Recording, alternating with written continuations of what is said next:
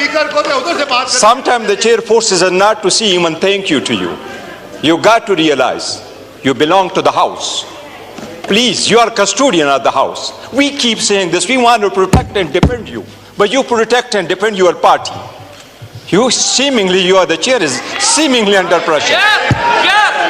Please, this is way too much. Too much. This is too much. This is way too much. Nahi, this is not. We are chair. No crosstalk. Janabi Speaker. Mind your language. Janabi Speaker. You are talking to ये third time है.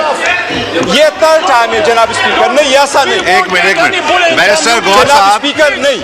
Barrister गौर साहब, जनाब speaker आपने कल सुबह आपने से बड़े अच्छे अल्फाज कहे थे.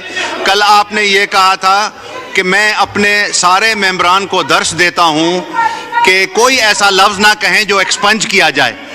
और आज जो बदतमीजी का तूफान हुआ, उसके गाली गलोच तक गए. कल भी ये ऐसा वाकया हुआ, आज भी हो रहा है.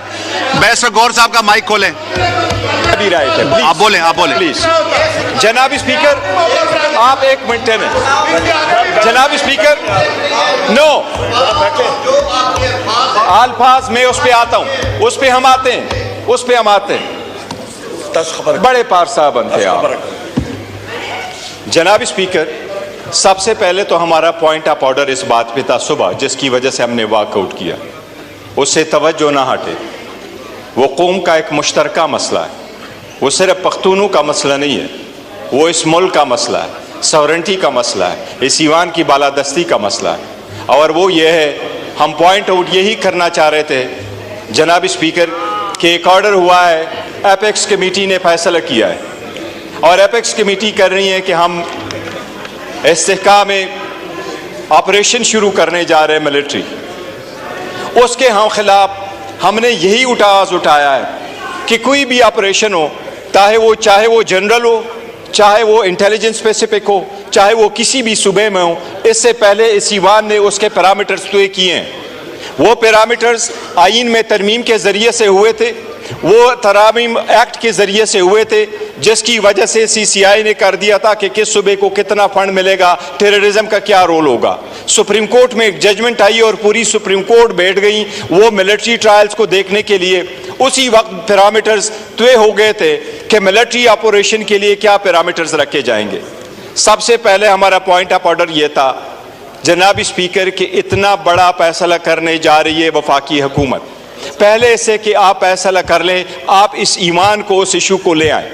2 मरतबा पहले अस्करी क़ियादत सेनेट आ चुकी है. सेनेट में होल सेनेट को ब्रीफ कर चुकी है. इस ईमान में भी अस्करी क़ियादत आ चुकी है. इस ईमान में उन्होंने भी इन कैमरा ब्रीफिंग दी है.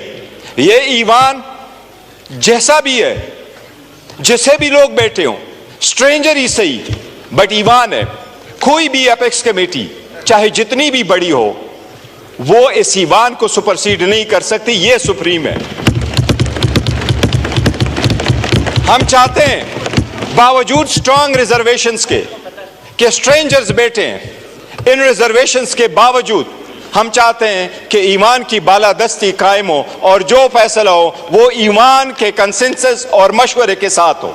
इसलिए हम मुतालबा करते हैं, पॉइंट ऑफ ऑर्डर रखा है कि वफाकी हुकूमत जो रोज आती है, जिसने किसी भी पॉइंट पे भी इस पार्लियामान को इत्मीनान में नहीं लिया, चाहे वो बैरूनी मुमालिक के सरबराहान का विजिट हो, चाहे वो सऊदीया हो, चाहे वो ईरान हो, कोई भी, इस मरतबा हम चाहिए मुतालबा कर रहे हैं कि वही क़ियादत दोबारा आके इस पार्लियामान को इन कैमरा ब्रीफिंग दे और उसके बाद में कार्रवाई हो, और जो कार्रवाई हो वो ईवान के मशवरे के साथ हो.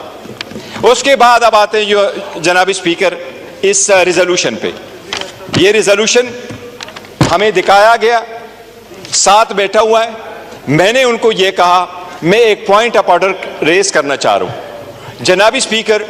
कुछ ऐसे वेबसाइट है जिसमें तौहीनी रिसालत हो रही है रोजाना. कुछ ऐसे वेबसाइट है, मैंने इनको कहा कि मैं इवन मुनासिब भी नहीं समझता कि मैं उस वेबसाइट की नाम ले लूं, क्योंकि अगर मैं उसकी नाम ले लूं तो उसके साथ दोबारा उसकी लोग लॉग इन करेंगे. तो मैंने इनको कहा कि ये एक मसला है, मैं उनको चाहता हूं कि आप उनकी कार्रवाई कर ले। जो लोग तौहीनी रिसालत के मुल्जिम ठहराए जाते हैं, जिन पे इल्ज़ाम लगाया जाता है, बराए मेहरबानी ये सुबह के बजाय अपने हाथ में ले ले, क्योंकि सुबह अगर FIR दर्ज भी कर ले तो वो फिर भी डिपेंडेंट होता है FIA पे, वफाकी हुकूमत पे। ये मसला वफाक का है, ताकि इस तरीके से मैकेनिज्म निकाले। दूसरा, मैंने इनको ये कहा कि ये पर्सन स्पेसिफिक क्यों करते हो? आप कहते हैं किसी अवाम का लोगों की लिंचिंग ना करे। मैंने कहा इसमें ऐड करो कि कोई इदारा भी हमारा रोजाना लिंचिंग ना करे। मैंने कहा एक बंदे की लिंचिंग पे असेंबली रिजोल्यूशन पास कर रही है, हमारी भी तो रोजाना लिंचिंग हो रही है। इसीलिए मैंने इनको कहा इसको रोक ले, इसको रोक ले, पूरा ईवान आने दे। यही उन्होंने कमिट किया। This is not the first time जनाब स्पीकर, हम यही कोशिश कर रहे हैं ईवान चले। हम कोशिश कर रहे हैं कि कोई बात हो तो अवामी तहफ़्फ़ुज़ की बात हो, अवामी मुफाद की बात हो। लेकिन मैंने इनको कहा, और यही उन्होंने वादा किया कि ईवान के आखिर में उठाएंगे। और मैंने कहा हमारी सारी पार्टी आ जाएगी, हम डिस्कस कर लेंगे। पहले भी अगर कोई नेशनल मसला है, क्यों सीपेक पाकिस्तान का मसला था, हम बैठे नहीं, सीपेट में हमारा बंदा गया नहीं। हम तो फ्लोर पे कह चुके थे कि अगर पाकिस्तान दोस्त ममालिक के लोग आ गए तो हम जाएंगे। हम पाकिस्तान दोस्त है, दुश्मन नहीं। लेकिन ये हमारा पॉइंट ऑफ ऑर्डर था, हम उनको कर रहे थे, ये पर्सन स्पेसिफिक कर रहे थे, जिसका हमने कहा था हम उसको अपोज कर रहे हैं। जनाब स्पीकर, हमारा पॉइंट ऑफ ऑर्डर अभी भी यही है।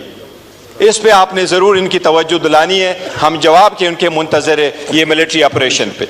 जनाब स्पीकर, पॉइंट ऑफ ऑर्डर। बहुत शुक्रिया जनाब स्पीकर। सबसे पहली बात यह है कि मैं एक स्ट्रॉन्ग प्रोटेस्ट यहाँ पे लॉन्च कर रहा हूँ। यहाँ पे मेरे समेत जितने यहाँ पे साथी मेरे आए हैं, हम लोग भारी अक्सरियत लेके यहाँ पे आए हैं। हम लोग पाकिस्तान की आवाम को फॉर्म 45 के जरिए और 47 के जरिए ओरिजिनल यहाँ पे रिप्रेजेंट कर रहे हैं, नंबर 1। नंबर 2, यहाँ पे प्रेसिडेंस यही रही है, जिस वक्त लीडर ऑफ द ऑपोजिशन उठता है यहाँ पे जनाब स्पीकर उसको प्रेसिडेंस दिया जाता है। क्योंकि मैंने शहबाज शरीफ के खिलाफ प्राइम मिनिस्टर का इलेक्शन कंटेस्ट किया, हार जीत दूसरी बात होती है। यहाँ पे हमारे यहाँ 180 मेंबर आते तो वजीर आजम इमरान खान इधर होते, यहाँ पे वजीर आजम होते। तीसरी अहम बात जनाब स्पीकर, जहाँ पे बजट की बात आई है, मैं फिर रिपीट करता हूँ, ये बजट जो है इस पे आपका जनाब स्पीकर पेज 7 टेबल 3 पे प्रोविंशियल सरप्लस के ऊपर बात आई है। प्रोविंशियल सरप्लस के ऊपर 1217 अरब रुपए ये कह रहे हैं, ये क्लेम कर रहे हैं एज अ सरप्लस। जनाब स्पीकर, हमारे सूबे का फाटा के एक्सपेंसेस 144 अरब रुपए हो चुके हैं। गवर्नमेंट दे रही है 66 बिलियन, आपका नेट हाइडल प्रॉफिट 80 बिलियन, आपका टोटल जो सूबे को मिलना है केपी को वो 158 बिलियन मिलना है। ये ना मिला कर चुके हैं उस पे, अब आप दोबारा रिपीट। उमर अयूब साहब, आप इतने सीनियर जो बजट पार्लियामेंटेरियन हैं, कर रहे हैं ये झूठ है। 158 बिलियन शुड बी रिलीज, और यहाँ पे ये डिफेंस मिनिस्टर बात कर रहे हैं, ये तो है ही झूठा, ये तो है ही एंटी फौज, ये है ही एंटी पाकिस्तान। बहुत शुक्रिया जी।